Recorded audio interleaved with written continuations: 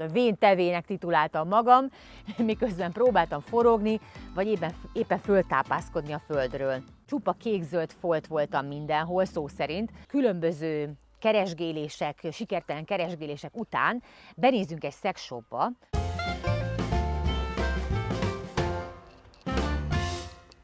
Kukucs, sziasztok! Tadám! Ahogy ígértem, újra itt vagyok, és ismételten kerti sétákra alkalmas cipőben, és sikerült a tavasz leghűvösebb napját kiválasztanom, na mindegy.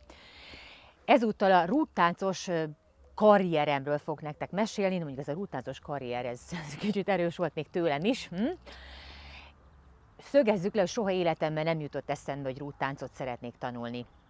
Legfőképpen azért, mert se kötelet, se rudat mászni nem tudtam soha, így azt sem gondoltam, hogy elbírom majd tartani magam. Másrészt tényleg nagyon sok sportág vonzott, és jobban is tetszettek. Én inkább messziről csodáltam azokat, akik elképesztő kunsztokat mutattak be a rúdon.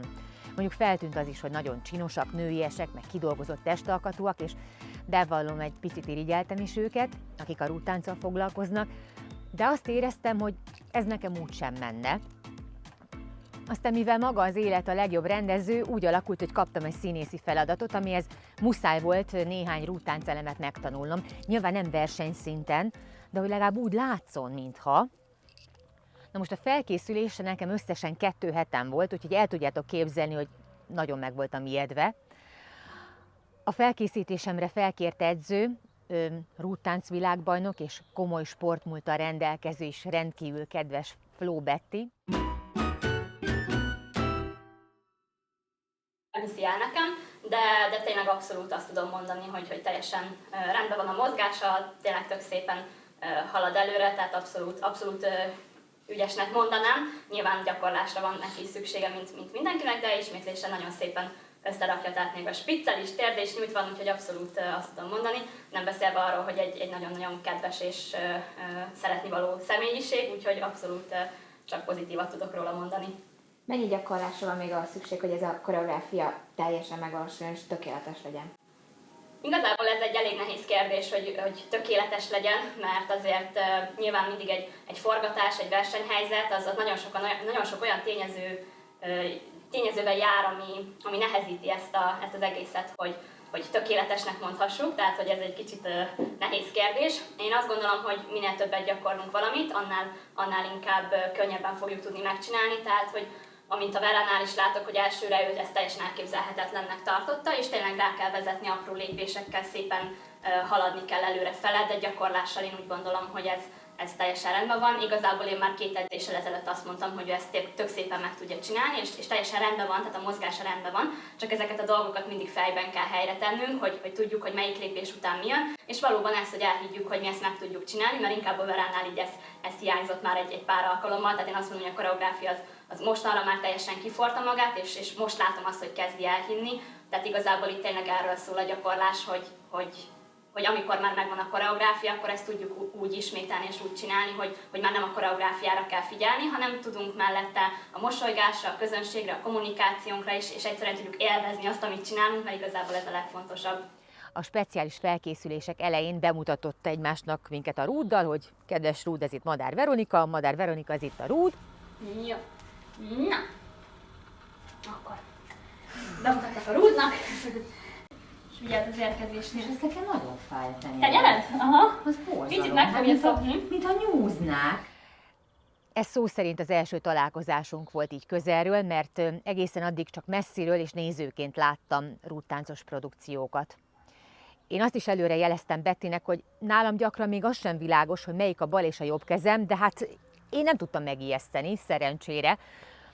Az első óra kezdeti feszültségei után picit feloldódtam, és az apró sikerélmények tulajdonképpen meghozták a kedvemet is. Vagy tehát megcsinálom az egész. Jó, ahogy érzed. Jaj, látod. 1, 2, 3, Akkor 4. dösz, ennyi, tök jó. És hátra. Szép. Az nagyon megalázó lesz. Oké, 3, és belső, külső, belső, akasz, forog, és érkezik. A lelkesedésemmel tényleg nem volt gond, de a nevezetes alkalomra összerakott koreográfiánk zenéjének ritmusát néha még véletlenül sem sikerült eltalálnom. Lendít. Vár. Szuper, lép körbe.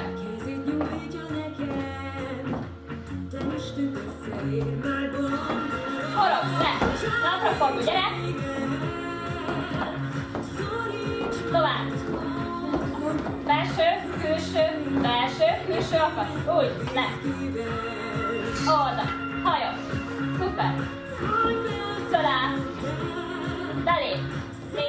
A dolgot még pikánsabbá tette, hogy a saját Csábíts végre el című dalom egy rövidített verziójára készült a koreográfia, amely egyébként több másik dalommal egyetemben fent van a YouTube csatornámon. Ez itt a reklám helye, ha értitek.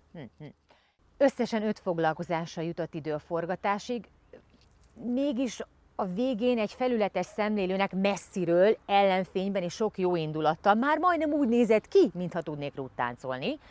Az edzőm szerencsére vérprofi és nagyon türelmes, jó pedagógiai érzékkel van megáldva, úgyhogy nem igazán hatotta meg, amikor én, rozzant nílusi krokodilnak, vagy a vén tevének tituláltam magam, miközben próbáltam forogni, vagy éppen föltápászkodni a földről. Úgy, oldalra fordul, oda, meg egyik láb, másik láb, és föltől. És oda. Aha, tökéletes. Higgyétek el, ezekben a pillanatokban valóban úgy is éreztem magam. Na most csúnya voltam magammal, ilyet nem mondunk, kész. Mert nem rozzant nílusi, csak sima nílusi krokodil, mindegy, tényleg, de hagyjuk. Már az első óra után is hát csupa kék-zöld folt voltam mindenhol, szó szerint. Aki próbálta már, azt pontosan tudja, hogy miről beszélek. Picit attól tartottam, hogy majd a kollégáim az öltözőben azt hiszik, hogy verekedtem valahol. Én, mint harcos Amazon. Na, ez még visznek is rossz. A tenyerem is vérvörös volt, olyan volt, mintha megégettem volna. A belső combomon, a lábszáramon, egészen random helyeken sárga, zöld, kék, fekete, mindenféle foltok voltak. Szóval mondhatjuk, hogy igazán bíztató esztétikai állapotba kerültem 2 hét alatt, mire magára felvételre kerül sor, a harisnya viselése már nem csupán egy opció volt. Az izomlázról nem is beszélek, mert a mutatványaim olyan izmokat is megmozgattak, amiknek a létezéséről korábban fogalmam nem volt. Összességében tényleg elmondhatom, hogy annyira megtetszett ez az egész, hogy én, aki soha életemben nem akartam ezzel foglalkozni, eldöntöttem, hogy ha a jelenlegi helyzet, tehát a járvány miatti korlátozások változása lehetővé teszi, akkor visszamegyek Bettyhez, és most már a saját magam szórakoztatására fogom ezt folytatni. Önbizalmat ad, fejleszti a hajlékonyságot, én tényleg nagyon megszerettem, és persze a férjemnek, Richardnak is tetszett a produkcióm, úgyhogy most már több dolog is motivál a folytatásra. Ja, és a rúttánc órákon sosem tudtam elcsalni az alapos bemelegítést, meg a végén a nyújtást, amire általában sajnos hajlamos vagyok. Nem titkoltan az is tetszik, hogy a rúttáncot egy nagyon-nagyon-nagyon-nagyon magas sarkú platformos cipőben űzik, és akik ismernek, azok pontosan tudják, hogy 14 éves korom óta magas sarkúban közlekedem, és hogy egy picit alacsonyabb sarkú cipő van rajtam, akkor olyan a járásom, mint egy partra vetett tengerésznek körülbelül. A másik kérdéses dolog az volt a felvétel előtt, hogy mit vegyek föl. Ugye az alkalmas dressz vagy ruházat felkutatásába, hát ki mást vontam volna be, mint az én férjemet, a drága uramat, Richardot. Úgyhogy elhatároztam, hogy a különböző keresgélések, sikertelen keresgélések után benézzünk egy szexshopba, aminek én a weboldalán láttam ízléses, erotikus fehérneműket, vagy hát ilyen táncos ruhákat. Egy nagyon kedves eladóhölgy fogadott bennünket, aki egyszerűen nem értette, hogy miért keresünk mi olyan táncos ruhát, aminek a viselése még a 12-es karikába belefér. Mondjuk ez tényleg, ha nem történt volna meg, akkor én se hinném el. Egy színészi feladat, egy tévés színészi feladatra készül ez a koreográfia. Egy nagyon-nagyon kedves és az, hogy bűbájos és fantasztikusan tehetséges, akkor nem mondtam el lényegét. Egy igazi vérbeli profi edzőm van, aki felkészít engem erre a színészi munkára, erre a színészi feladatra.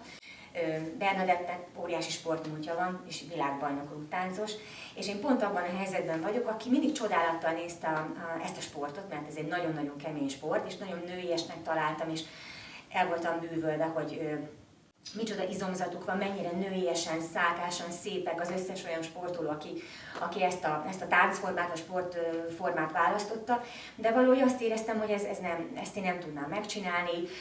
Távolról szépen ezt én nézegetem, de erre én biztos, hogy képtelen vagyok. És hát a sors ugye gyakran megtréfálja az embert, és a legjobb rendező is egyben a jóisten, az mindig a legjobb rendező.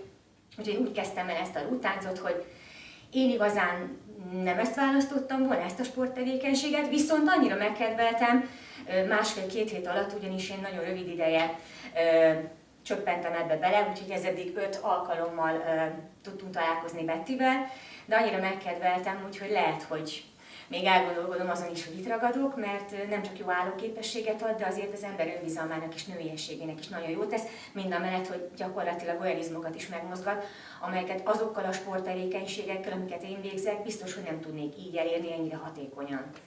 Szerinted mi a legnehezebb benne?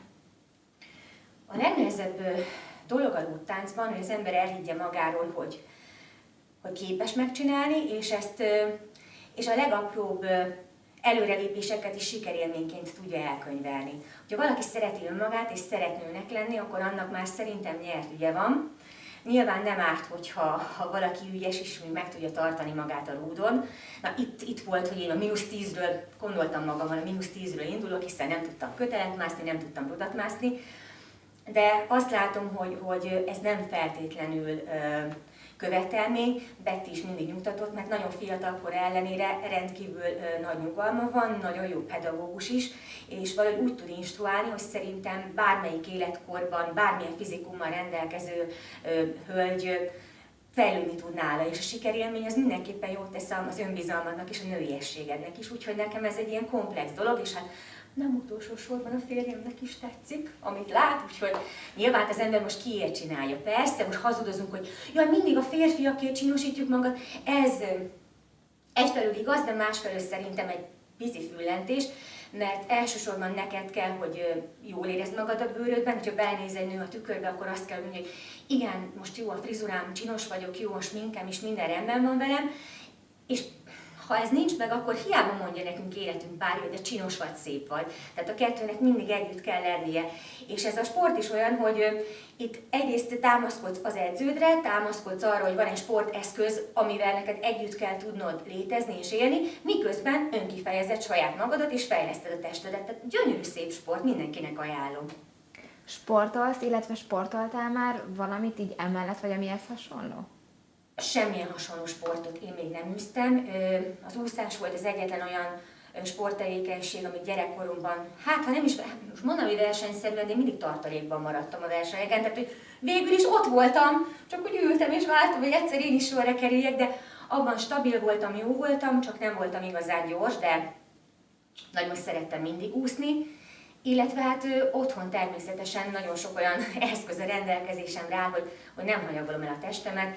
Tehát nem lehet összehasonlítani, amikor van otthon egy futópadod, egy TRX-et, stepperet, súlyzó, kettlebell, mindenféle sporteszköz, azokkal van egy 2-3 programom, amelyeket minden héten változtatok, A nap ilyen, B nap olyan, vagy A hét ilyen, B hét olyan, de mindegyik teljesen más.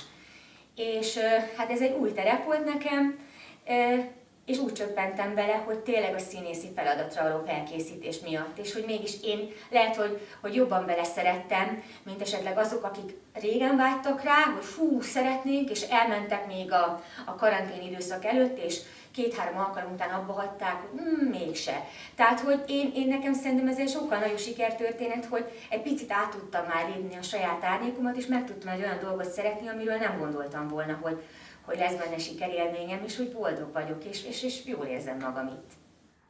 A felkészülés összességében tényleg nagyon jó élmény volt, és én élveztem tényleg. Ez egy új kihívás volt, de minden pillanatát élveztem.